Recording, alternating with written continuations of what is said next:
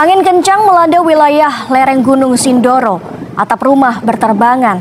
Sebanyak 20 rumah mengalami kerusakan pada bagian atap. Bahkan satu rumah diantaranya mengalami kerusakan parah. Warga pun membenahi rumah yang rusak. BPBD juga masih menginventarisasi dampak angin kencang tersebut.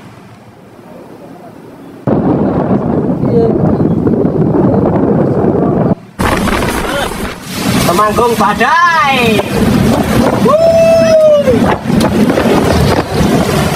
Selain rumah, sejumlah sepeda motor juga ambruk.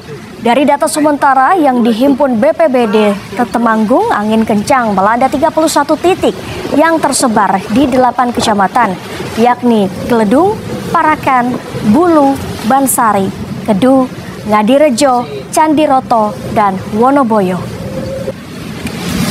Temanggung badai.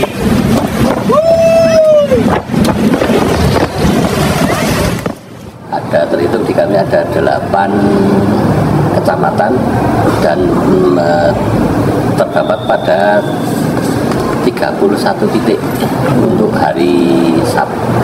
Hari Jumat kemarin kita menangani ada 16 titik dan hari ini terbagi dalam 2 tim, yang hari ini ada 3 tim dengan 15 lokasi.